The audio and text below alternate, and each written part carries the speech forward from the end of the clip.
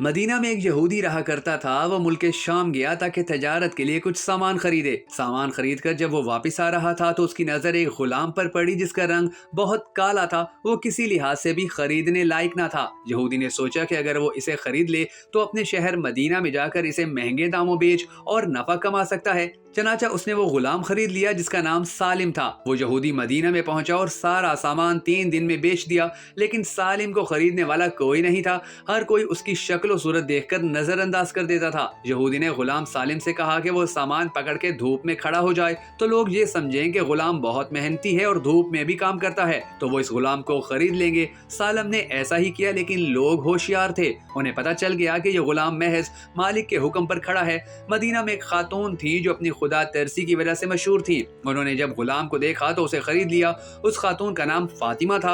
मक्का से एक साहब मदीना आए जिनका नाम हुज़ैफा था। लोगों ने उन्हें मशवरा दिया कि फातिमा बहुत पाकबाज और खुदा तरस खातून है, आप उनसे शादी कर लें। हुज़ैफा ने तस्लीम कर लिया और फातिमा से शादी करके वापस मक्का रवाना हो गए। सालिम गुलाम उनके साथ ही चला गया। मक्का पहुंचकर हुज़ैफा ने अपने दोस्त उस्मान बिन अफ़्फ़ान रज़ी अल्लाह तआला अन्हु से मुलाकात की और उसे खुशखबरी दी कि मैंने मदीना में एक खातून से शादी कर ली है जो बहुत अच्छी और अपनी पाकबाजी की वजह से मशहूर भी हैं। लेकिन उस्मान रज़ी अल्लाह तआला अन्हु ने अपने दोस्त हुज़ैफा की बात पर खास तवज्जो ना दी। इस बेरुखी की वजह से हुज़ैफा को रंज हुआ और उन्होंने अपने दोस्त से उसकी वजह पूछी तो उस्मान रज़ी अल्लाह तआला अन्हु ने बताया कि मैं इस्लाम कबूल कर चुका हूँ और तुम मुसलमान नहीं हो, लिहाजा हमारी दोस्ती नहीं रह सकती।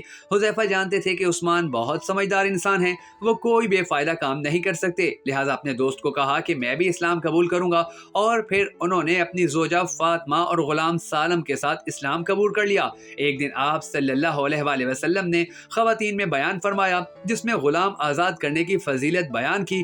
फातिमा ने घर आकर सालम को आज़ाद कर दिया, लेकिन सालम ने कहा मेरा मुल्क शाम बहुत दूर है, आप लोग बहुत अच्छे हैं, इसलिए मैं आपको छोड़कर नहीं जाऊंगा। चनाचा हुज़ैफा ने सालम को अपने पास रख लिया और सालम को आप सल्लल्लाहु अलैहि वसल्लम की मजलिस में भेजने लगे। सालम कुरान की तालीम हासिल करने लगे।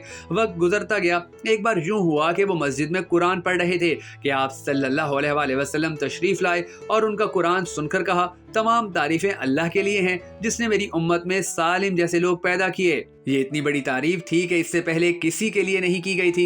हिजरत का हुक्म आया और सालम ने भी मक्का से मदीना की तरफ हिजरत की। मदीना जाकर वहां की सबसे पहली मस्जिद कुबा के इमाम मुकर्रर हो गए। लोग रश्क करने लगे कि ऐसा गुलाम जिसे कोई खरीदने को तैयार ना था आज मस्जिद कुबा का इमाम बन गया है। फिर वक्त गुजरा, आप सल्लल्लाहु अलैहि वसल्लम की वफात हुई। खलीफा रसूल हजरत अबू बकर रज़ी अल्लाह तआला अन्हु का जमाना भी गुजरा और हजरत उमर रज़ी अल्लाह तआला अन्हु की वफात का वक्त भी करीब हुआ। उस वक्त सालम दुनिया से रुखसत हो चुके थे।